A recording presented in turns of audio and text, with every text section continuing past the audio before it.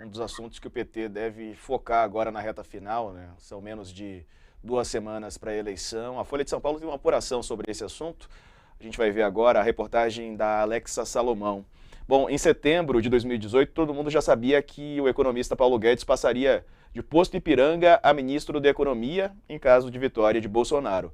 Na atual campanha, Guedes segue firme como o mais bem cotado na esplanada para ficar no cargo em um eventual segundo mandato de Bolsonaro. Há quem diga que ele é o único com cargo certo.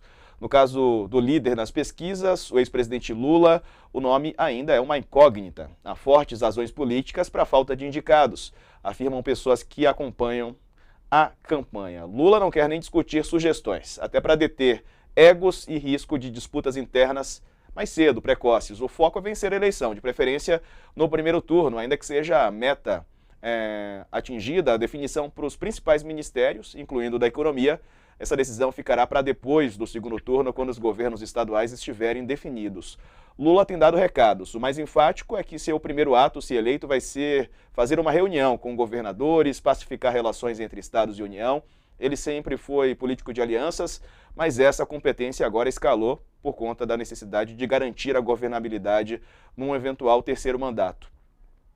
Uma das peças mais importantes desse xadrez nacional é o desfecho de Haddad em São Paulo, e há correlações entre quem vai e para onde, considerando então Secretaria de Fazenda do Estado e Esplanada em Brasília. Se perder para governador, Haddad é nome cacifado para ministro. O papel do vice na chapa, Geraldo Alckmin, é outro elemento essencial no processo de decisão. Alckmin desmentiu pessoalmente a história de que seria cotado para ministro da Economia, essa conversa que circulava nos bastidores há quase um mês. Lula também passou o recado de que pretende viajar muito ao exterior, quer recompor a imagem do Brasil, sua própria também, pretende aproveitar as boas relações com chefes de Estado da Europa para resgatar os laços e o ambiente. Pessoas próximas à campanha dizem que a agenda global de Lula tende a cacifar Alckmin para o papel de vice-gestor, daí a expectativa de ele ser ouvido por Lula quando chegar a hora de validar ministros em postos chaves, como é o caso da economia. Alckmin vai ter que se relacionar com eles. A chamada turma da Faria Lima, a avenida que reúne as principais instituições financeiras do país, é a mais ansiosa para saber quem Lula deve escalar para o posto de ministro da Economia, caso ele seja eleito. Eles analisam, têm pressa em balizar o rumo da política fiscal, da Petrobras também. De certo até agora é que o Superministério da Economia seria desmembrado, porque o PT não abre mão de fazer planejamento e política industrial. Está em análise também a criação de um conselho de assessores econômicos nos moldes do que existe na Casa Branca. E aí a reportagem segue falando que hoje o Meirelles participou, não é, desse evento com Lula, declarando apoio, enfim, e fala um pouco mais sobre a política econômica.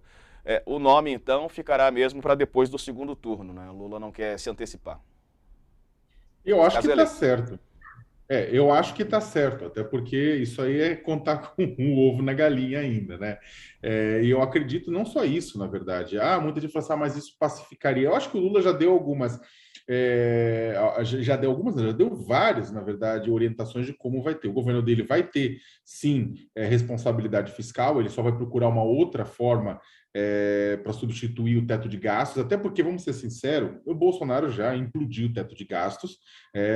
Quem fala que não é a parte do mercado financeiro, que também sabe que foi implodido, mas quer ver ele reeleito e não vai reconhecer. Mas o teto de gastos, meu amigo, minha amiga, implodiu. Por quê? Porque vale para alguns, não vale para outros, vale para as necessidades de Bolsonaro, mas não vale para as necessidades da população. Tanto é que, por justificativa de responsabilidade fiscal, meu amigo, minha amiga, a merenda dos alunos das escolas públicas não subiu de preço e tem criança em Minas Gerais comendo 1/4 de ovo, né? Então, enquanto isso, o teto foi furado para possibilitar a reeleição do presidente. Então, o Lula falou: olha, não, ele não vai no teto, mas ele vai ter vai ter âncoras fiscais do Brasil.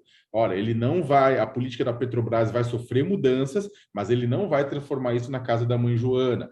Ele não vai ter a política de campeões, né? Aquelas políticas de dar muito dinheiro, de financiar grandes empresas brasileiras para se tornarem plataformas internacionais, né? Tudo, e vai financiar, vai atuar muito no pequeno e no microempresário. Ele falou bastante nisso, médio, pequeno e microempresário, financiando, virando BNDES para isso. Há várias sinalizações que são colocadas, inclusive na questão das reformas trabalhistas. Ele não vai substituir a reforma trabalhista que está aí, mas ele vai tentar fazer uma discussão para corrigir o rumo, né, dela. Né? Então, o que acontece? Há recados dados, né? Eu acredito que o Lula não, do ponto de vista estratégico, não deva mesmo colocar um nome agora, porque senão isso vai puxar toda a atenção. E a atenção do Lula, o foco principal está sendo vender o governo dele como uma espécie de governo de transição.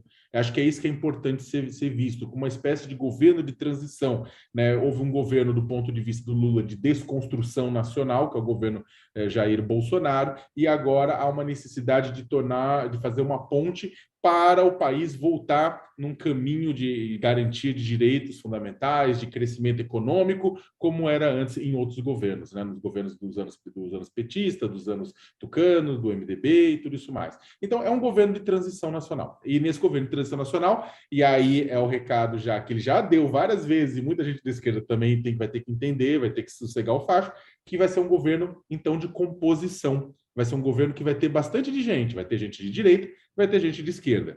E aí, para quê? Exatamente porque é um governo de transição. Né? Eu acredito que, dado, se a gente tiver um resultado, uma vitória dele no primeiro turno, nas primeiras semanas de outubro, ele já deve anunciar quem vai capitanear a economia. Caso contrário, vai para o segundo turno. E se Bolsonaro ganhar, segue Paulo Guedes, é claro. Sim.